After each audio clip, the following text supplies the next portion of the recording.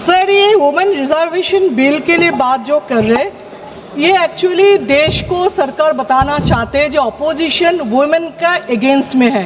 ये सच है ही नहीं। हम लोग का रिजर्वेशन बिल ऑलरेडी 2023 में साइन कर दिया था, हम लोग सब एक्सेप्ट कर लिए थे। लेकिन इसका वो हिंदी का गाना याद आ रहा है, चोली के पीछे क्या है, चुन्नी के नीचे क्या है। तो ये एक्चुअली चोली का पीछे मीन्स इस रिजर्वेशन बिल के पीछे डिलिमिटेशन का क्या बात है, क्यों इसको जोड़ दिया है। जो 56 इंच सीना के बात करते हैं उसको क्यों औरत के पीछे छुपना पड़ रहा है इस बिल के अंदर, वो तो नहीं होना चाहिए था ना। आप बताइए, अभी तक सरकार ने कौन सा एथिकली काम किया? डेमोक्रेसी को खत्म करने के लिए जो जो काम करना है सरकार ने कर रहे हैं, अभी तक किया है। आप 543 एमपी, उसमें 1/3 181, इतना हिम्मत है यहाँ पे जितना एमपीज बैठे हैं उनको पुरुष जितने हैं, आप बोलो उसको छोड़ दो और 181 लड़की को लाए तो सैक्रिफाइस समझ में आएगा। ये सैक्रिफाइस नहीं है, ये औरत को सामने रख के डील कर रहे हैं, इलेक्शन जीतने का फॉर्मूला कर रहे हैं। लेकिन आप, मेरा ये रिक्वेस्ट है सदन से, देश से, नारी शक्ति का बात मत करो। नारी को देवी बनाना, दुर्गा बनाना, काली बनाना मत करो। नारी को इंसान समझो, इंसानियत दिखा, उससे काफी है। इतना ऊपर रखने का कोई जरूरत है नहीं। अगर वही है तो फिर आप ये करो ना, आपका एमपी पुरुष, तो मतलब क्या आप 543 हक आपका रख रहे हो, फिर भी नारी के बात कर रहे हो, फिर भी बोल रहे हो एम्पावरमेंट कर रहे हो। क्या है, आप कौन होते हैं एम्पावर करने के लिए? आपके आधा एमपी तो रेप केस में है, आधा एमपी डाउरी केस में है, आधा एमपी तो इसमें कार्रवाई का हिस्सा नहीं बनेगा। आपके मुंह से नारी किसी पे आरोप लगाना है तो आपको किसी पे आरोप लगाना तो लिख करके पहले से देंगे। ठीक है सर, जो नाम है वो सिर्फ बता दीजिए लिस्ट पे। आप मुझे बताइए 2047 में क्या विकास होगा, उसका बात अभी आप कर रहे हो। 47 में यहाँ पे आधा लोग जिएंगे नहीं, लेकिन 2011 में जो सेंसस हुआ है उसका काम अभी तक चल रहा है। तो 2047 तो अगला जिंदगी देखेंगे। आप लोग का एक भी काम सही नहीं है, एक भी बात सच नहीं है। आप पॉपुलेशन का हिसाब से करें। मैं भी चाहती हूँ मेरा कॉन्स्टिट्यूंसी में और एक एमपी आए, लड़की आए, उसके साथ काम करेंगे, ये सच है। ममता बनर्जी एक है जो सीएम है, अपने बलबूते पे सीएम बने, कोई दिल्ली का सीएम जैसे बने नहीं। तो वो और 37% ऑलरेडी कोई लॉ का जरूरत नहीं हुआ, कोई अमेंडमेंट का जरूरत नहीं हुआ, कोई बिल का जरूरत नहीं हुआ, फिर भी हम लोग यहाँ पे हैं ममता बनर्जी की वजह से। क्योंकि वो बात नहीं करते, ड्रामा नहीं करते, सिर्फ करके दिखाते हैं, जो बीजेपी वाला नहीं करके दिखाते, सिर्फ इलेक्शन जीतने का तरीका है। लेकिन फिर भी इस टाइम में सब कुछ छोड़ के, वार इतना इम्पोर्टेंट इशू था, तब भी आप ये सेशन नहीं किया इतना इम्पोर्टेंट इशू में, फिर भी अभी किया है। क्यों? क्योंकि डीएमके हम लोग का आसाम को सब आना पड़ेगा, डिस्टर्ब होगा इलेक्शन का। फिर भी मैं यहाँ पे बोलकर जाती हूँ, बीजेपी फिर भी वेस्ट बंगाल में हारेंगे। हमारे शास्त्रों में लिखा है, यत्र नार्यस्तु पूज्यन्ते रमन्ते तत्र देवता। इसका अर्थ है कि जिस घर में, जिस समाज में नारी को पूजा जाता है, वहां पे देवता अर्थात सुख, शांति और समृद्धि का वास होता है।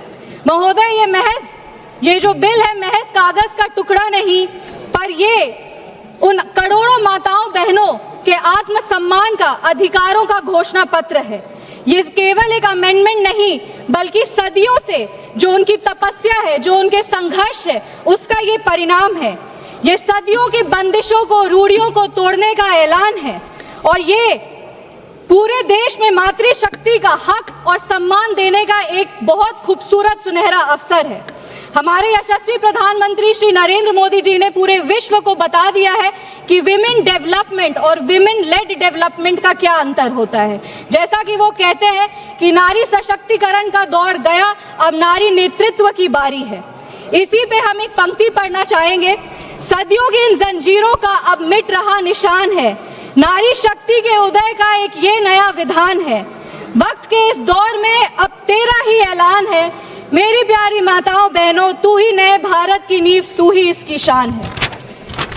महोदय, हम लोग 2 दिन पहले हमारे संविधान के निर्माता डॉक्टर बाबा साहब भीमराव अंबेडकर जी की जयंती को मनाए, और वो हमेशा कहते थे कि social justice can not be achieved without gender justice. संविधान लागू होते ही उन्होंने सबसे पहले महिलाओं को वोट करने का अधिकार दिया था, और वो 3 तरह के जस्टिस की बात करते थे, पॉलिटिकल जस्टिस, सोशल जस्टिस और इकोनॉमिक जस्टिस।